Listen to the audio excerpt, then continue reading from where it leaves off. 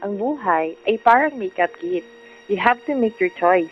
Pipili ka kung anong foundation na babagay sa complexion mo. Blush on, eyeshadow, lipstick na sasakto sa face mo.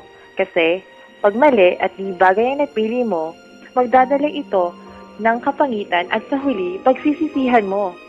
Sa akin, napili ko na ang tamang makeup ng life ko. Ako si Tony at ito ang buhay ko. Bakla si Tony, bakla si Tony. Aduwag, bumabang ka, bakla ka talaga, salud.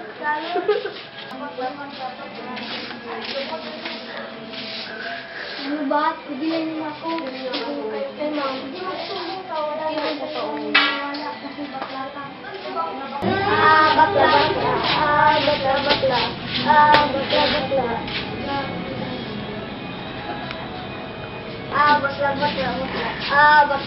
Bakla si Tony. Bakla si Tony.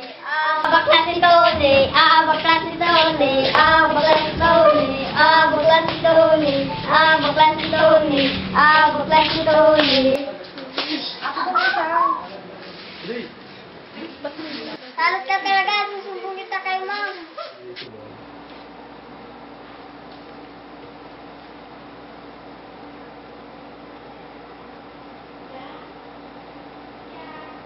Good morning po, ma'am. Please take your seat. Miss David, ipinatawag ko kayo dahil sinagawa ng anak mo. Sinaksak ng anak mo ng lapis sa ulo ang kanyang klase na ngayon nagpapagaling sa klinika. Pasensya na po, madam. Ako na pong bala doon sa disiplina sa anak ko. Mrs., ayaw ko sanang gawin ito, pero ito ang nararapat. 1 linggo mo na siya hindi papasok.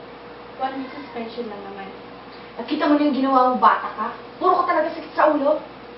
Nakausap ko na rin ang mga magulang dalang batang nakaaway niya. The same punishment was given to them. Kung wala na po kayong tanong, ay pwede mo siyang iuwi. Maraming salamat po, madam. Halika ng bata ka.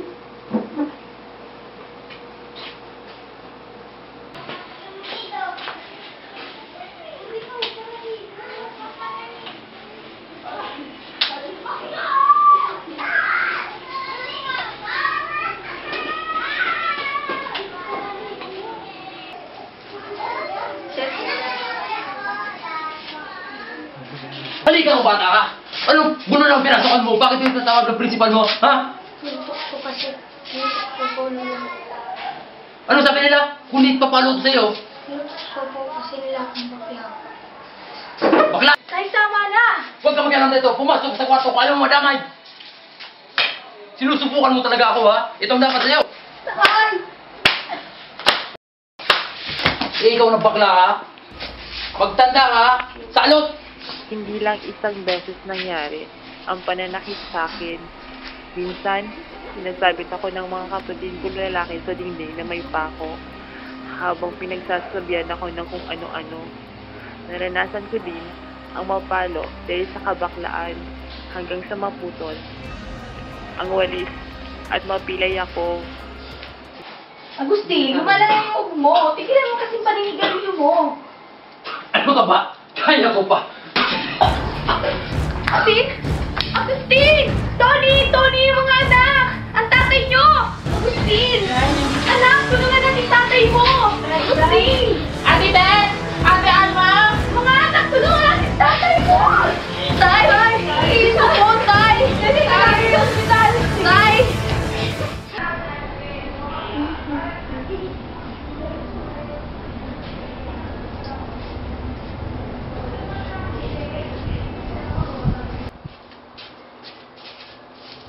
Hello, Tito. Nikki. Laro po tayo. Ano na namang laro yan? Alam ko na. Pagandahan na lang tayo ng gagamit ng kumot. Sige.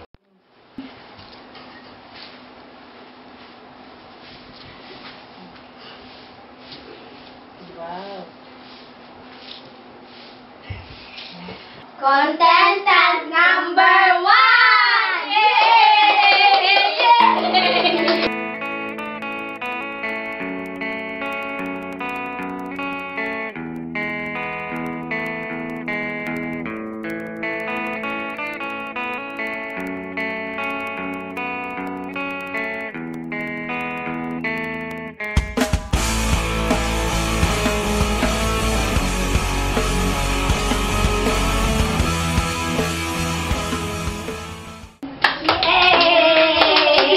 Mani, nagsayang ka na ba? Putang, anong ginagawa mo? Naglalaro na naman ho kami. Habang binubugbog ako, biglang sumigaw si nanay. Kinutuban ako sa sigaw na yun. Pagdating ko sa sala, umulugan sa akin ang paghihingalo ni tatay. Ang masakit pa doon, tinawag niya lahat ng aking mga kapatid, maliban sa akin. Ganun ba ako kasuklam-suklam para hanggang sa pagkamatay ni Itay ay di niya pa rin ako matanggap? Sa pagkamatay ni Papa dahil sa sakit niya lang cancer, doon, mas lalo kaming nabaon sa hirap. Halos magdidil kami ng asin kapag walang makain dahil sa dami ng utang. Hindi alam ni Mama kung saan tatakbo at hihingi ng tulong. Hindi ko na alam kung makakabangon pa kami sa hirap ni wala kaming matakbuhan. At dahil doon, mas lalo akong naging matatag. Mas lalong nahubog ang pagkatao ko at tumayo sa sariling mga paa. Tony? Tony? Ate, Tony, ano nangyari sa'yo? ninugbog po ako ni Kuya. Bakit? Anong ginawa mo? lang naman po kasi kami. Tindihin mo na lang ang kuya mo. Mahal po ako ni Papa. Mahal ka namin. Bakit hindi niya ako tinawag nung mamamatay na siya? Tindihin mo na lang siya. Mahal ka namin, Tony. Parang kain tayo. Gutom na ako. Oh my gosh. Bakit ganyan ka mo? Wala. Sige, ikaw na lang, friend. Bakit mo na? Bakit dito ka? What's for time for? Di ba? Kasi mo nga. Ate mo nga. Bakit naman eh? Iniisip ko na. What if natulitin naman ako sa pag-aaral? What? Naman. Ano ka ba? Ilang buwan na nga mag-graduate tayo. Mag-isip-isip ko na. Naisip ko na din yun eh. Kaso, wala na talaga kami. Alam mo, niya, pambaon. Wala ako. Alam mo, andito naman yung friends mo. Tutulungan ka namin. Salamat ha. Hindi ko talaga alam kung anong gagawin ko pag nawala kayo. Hindi ka mamatay ko. Huwag ka naman nila. Bakit lang talaga gawin sa iyo? Joke lang! So, walang... Kaya na naman tayo? Okay. So, remember, walang titiis pag-aaral ha? Okay. Sa tulong ng mga kaibigan ko, kaya ako mas lalong tumatatag sa anumang pagsubok.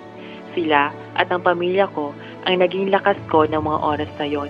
Sa kanila ako tumatakbo kapag kailangan ko ng mapaglalabasan ng problema.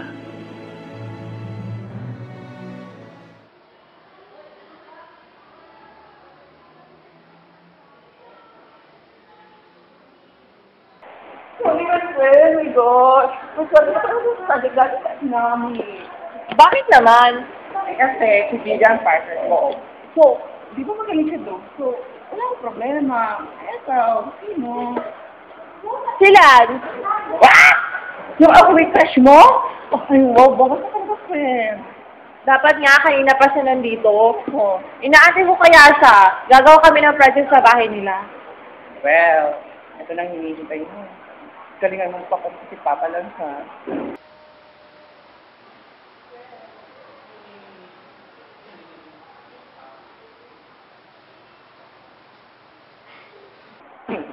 Oh, paano, friend? Mauna na ako sa inyo, ha? Ikaw, Papa, si Lanza. Huwag na bala sa...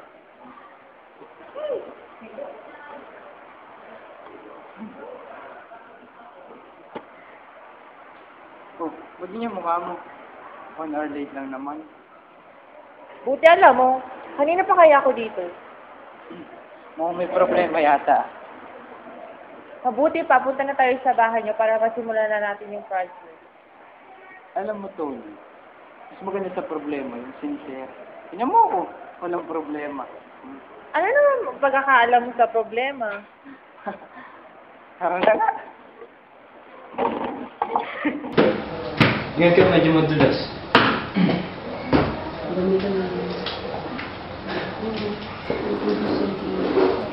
Mabait si Lance, kaya hindi nakapagtatakang mahulog ang damdamin ko sa kanya.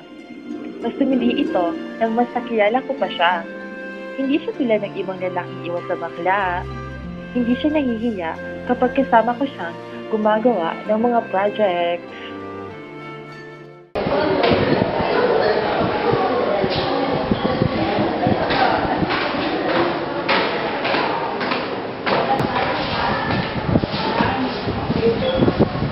Tony, di ba sinakalas yun? Ha?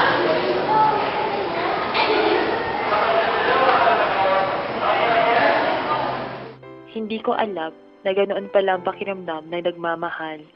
Ngunit, nasaktan ako nang makitang may kasama si Lance. Mahal ko na nga siya siguro ng mga oras na yon. Siya, ang first love ko, at sa kanya ko rin naranasan kung paano nasaktan ang puso ko. Dumating na nga ang araw na pinakihihintay ng lahat, ang aming graduation day. Masayang-masaya ako noon dahil nagbunga rin ang lahat ng paghihirap namin. Kahit wala kaming handa sa hapag dahil hindi pa kami nakakabangon mula sa epekto ng bagyong Remy. Hindi naging handang iyon para maging malungkot ako. Bes, kumain ka na. Huwag ka na, ano ka ba? Huwag ka na maniya. Ito na ako. Nakakahiya naman sa'yo. Konti lang. Oo, nakakahiya. Ano ka ba? Huwag ka nga maarte. Okay. Graduation natin ito, no? Congrats. Hindi ka nag-graduate? Sa atin. Ah, mabuti. Ah, sige, kumain ka. Gusto mo juice? Sige, punuin mo. Sige, juice. Tinapay din, yung may palaman. Isinantabi ko ang aking pag-aaral sa kolehiyo dahil malabo sa mga panahon iyon ang makapagpatuloy. 2 taon akong nagtrabaho kahit alam kong underage pa ako. Sa paglipas ng panahon, unti-unti kami nakabangon mula sa kahirapan hanggang magdesisyon si ate na bumalik at ipagpatuloy ko ang aking pag-aaral. Tony? Yes, ate? Naisip ko lang. Nakapasa ka naman sa BU, di ba? Bakit kaya hindi ka na lang bumalik sa pag-aaral mo? Iniisip ko na nga rin yan, ate eh.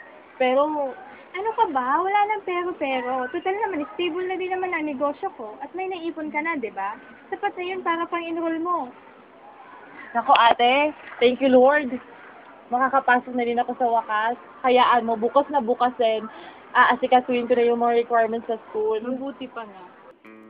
Sa lahat ng naranasan ko, simula sa pagkabata, lahat iyon, ginagawa kong lakas upang matupad ang aking mga pangarap. Hindi man ako perfecto sa paningin ng marami, ipinagmamalaki ko pa rin ang sarili ko na naging matatag ako sa lahat ng hamon sa buhay. At alam ko na sa bawat laban na ipanalo ko, gabay ng Diyos ang baon ko.